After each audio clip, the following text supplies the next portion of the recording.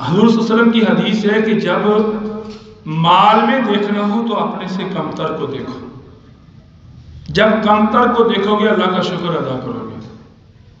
اگر تمہارے پاس کچے مکان ہیں تو جھوپڑیوں والوں کو دیکھ لو، اگر تمہارے پاس جھوپڑیاں ہیں تو ان لوگوں کو دیکھ لو جن کے مکان نہیں ہیں، اگر پاؤں میں جوتے نہیں تو ان کو دیکھ لو جن کے پاؤں نہیں ہیں، اگر تن کے اوپر کپڑے سادہ ہیں تو ان کے جسم کو دیکھ لو جن کو نظر نہیں آتا۔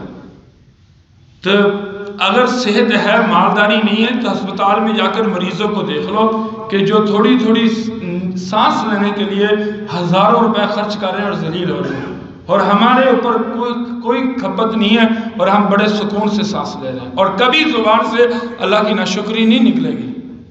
لیکن جب ہم نے گاڑی والے کو دیکھنا ہے، گاڑی والے نے 40 لاکھ والی گاڑی کو دیکھنا ہے، اس نے آگے کروڑ والی کو دیکھنا ہے، اس نے آگے 10 والی کو دیکھنا ہے، تو کبھی وہ انسان شکر ادا نہیں کر سکے گا۔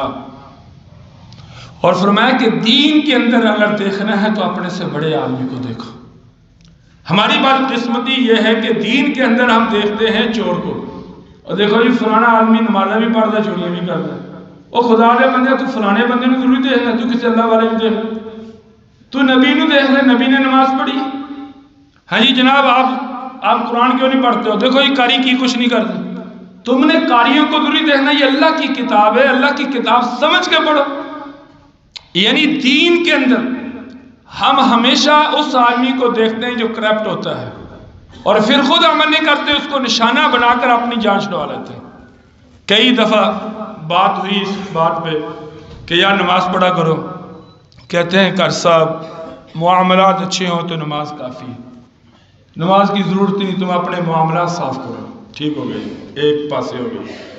اب آگے نمازیوں کی باری، جناب آپ نماز پڑھتے ہیں، معاملات اچھے کر لو، اور نماز سارے گناہ معاف کروا دیتی، نہ وہ درست ہیں نہ وہ درست ہیں، یاد رکھنا۔ اچھے معاملات سے نماز معاف نہیں ہوتی، اور نماز سے حقوق العباد نہیں گرتے۔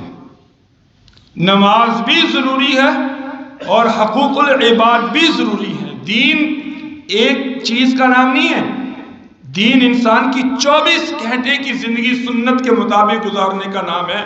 ایک لمحہ بھی حضور صلی اللہ علیہ وسلم کے طریقے سے ہٹے نا، دین اس کو کہتے ہیں۔